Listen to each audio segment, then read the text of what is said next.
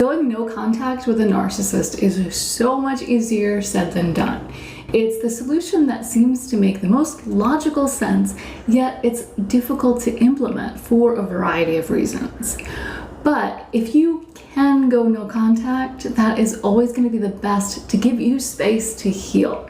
Some people can't, but if you can, I wanted to give those of you who can some tips and some affirmations to help get you through those tough moments when you're kind of on the fence and feeling a little bit weak, because let's be real, there are a lot of ups and downs in this process. So in this video, I'm going to give you 5 affirmations, 5 powerful affirmations to help you stay strong during no contact with a narcissist. Stay tuned. Welcome to the Common Ego community. My name is Christina, and on this channel we talk about emotional abuse, spirituality, self-healing, and more. So if that all sounds good, subscribe and hit that bell icon so you'll be notified when I post new videos. So today I want to share 5 very powerful affirmations. But before I do that, I want to talk a little bit about what affirmations are and why they work, what they can do and what they can't do. So let's jump into that. Affirmations. I am somebody who believes very strongly in affirmations and the power behind them, but I'm not somebody who believes that you can will your problems away. So sweeping something under the rug is never going to work. Positive thinking is very powerful, but when you're trying to will your problems away, you end up in the territory of toxic positivity. When you're only focusing on the positive and not dealing with the trauma or the negativity that happened in your life. These things we need to process and we need to go through them. That's not what this video is about, but this video is about using affirmations along your journey to help keep you strong and to keep you from contacting or accepting contact from the narcissist in your life. Okay, I'm going to start with a definition of what affirmations are. And you might think that that's overkill, right? Everybody knows what an affirmation is, right? But I think there's some confusion behind it, and I just wanted to clear some things up. So an affirmation is not just a positive thought about yourself. An affirmation is a positive thought. This is the important part, that you believe to be true about yourself. It can be true or not true, but if you believe it, it's going to work. If you don't believe it, it will have no power whatsoever. So these 5 affirmations that I'm going to give you today, hopefully you can get behind most of them, if not all of them. And if not, I'm going to give you some tips at the end to create your own powerful affirmations. And often these are even more powerful than anything you can get from anyone else.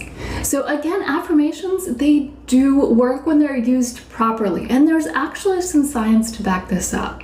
I'm going to try to link to a few studies that you can check out, those of you who are interested, in the description below. So check out that description box when you're done with this video. But I wanted to point out a couple of the benefits of using affirmations in your life. And these benefits have been backed with scientific studies.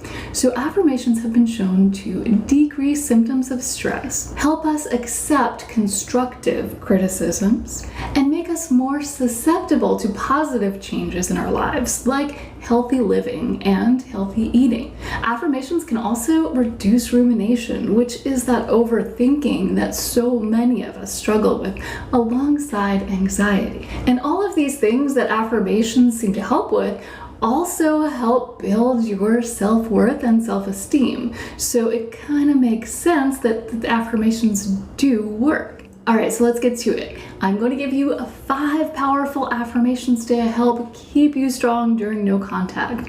If you find that these are powerful, try saying them every morning in front of the mirror, whether you feel strong or not. Say them whenever you feel weak. And if you feel the need, come back to this video and watch it again. So the first affirmation is, I'm building momentum towards my end goal. Now, your end goal is healing and improving your self-worth and your relationship with yourself, because that's what leaving this toxic person is going to do. And with every step, with every day, with every minute that passes, you are building momentum. You're getting stronger and stronger, and you are getting closer to that goal. Now, there's no true finish line. Working on ourselves it's always kind of a process, and we're never going to be perfect. So there's not a set finish line in this goal, but you can kind of think of it that way. Think of it as you're moving further and further away from that start line. Where you started was a place where you were not happy, where you were not truly happy, where you didn't really have control over many aspects of your life. But with every moment you get stronger and you move further away from that. Okay, so the second affirmation is, today I choose me.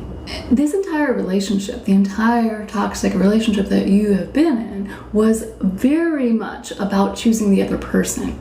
You, in whatever way, we all have our own experiences, but in whatever way you prioritize that person's happiness and potential well-being above your own.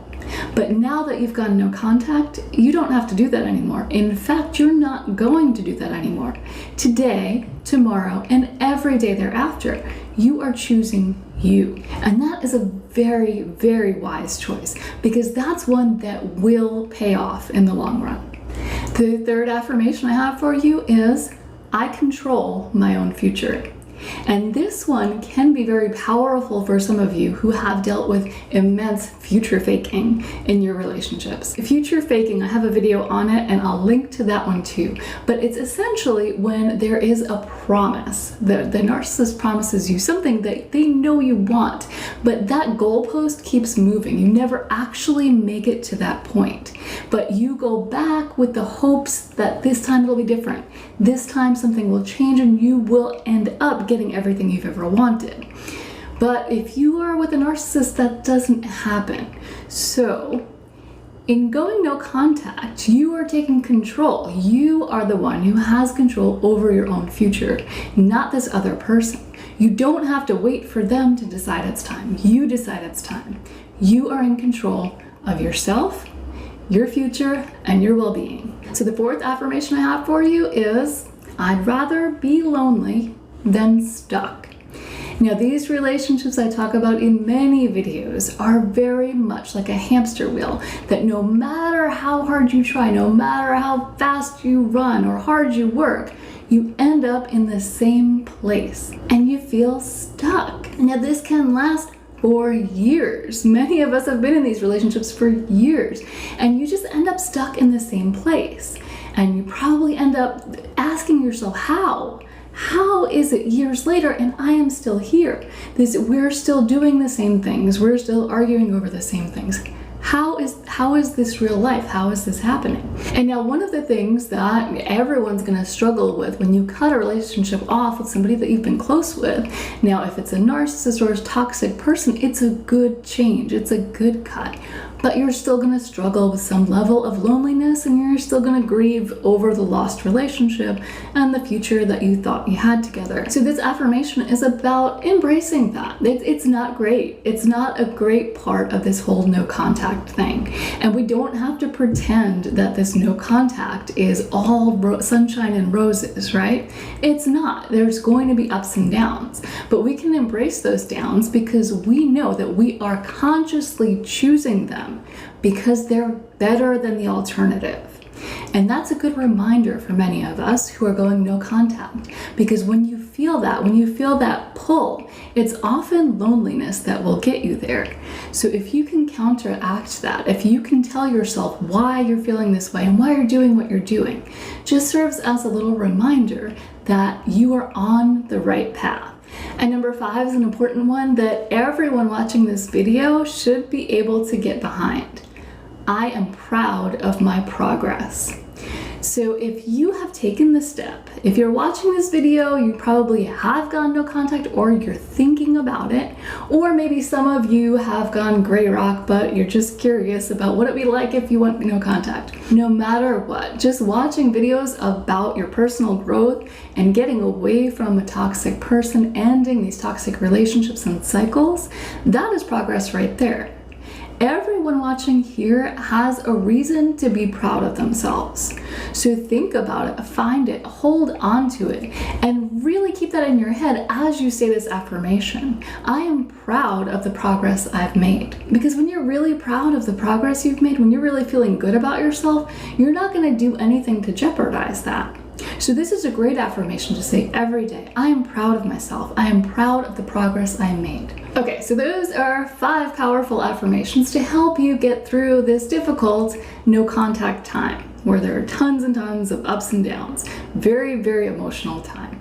But maybe none of those really hit home for you. Or maybe you feel like you could do a little bit better. You probably can. When you build your own affirmations, they're gonna mean something to you. So think of things that you're proud of. Think of the reasons why you left this relationship in the first place. No matter what type of relationship it is.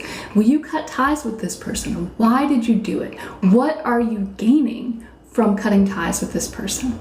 Those are the things that you can use in your affirmations to reinforce your decision and to keep you strong when you might be feeling weak. In addition to these affirmations, you might want to keep a journal of these things, of the reasons why you left and the things that are really, really powerful to you.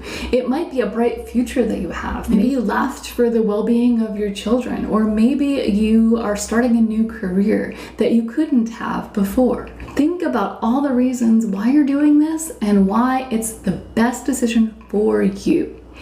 And if you keep a journal of those things, in addition to the affirmations, when you're feeling especially weak, you can go back and look at that. Look at those reasons why you're doing this. Those words can have an emotional reaction with you that kind of take you back to those moments where you were struggling with this person and really desperate to break free. Reading these words when you are free can have a really major impact. So, if you found this video helpful, please let me know by hitting the like button, and if you'd like to see more like it, subscribe, and I will see you next time.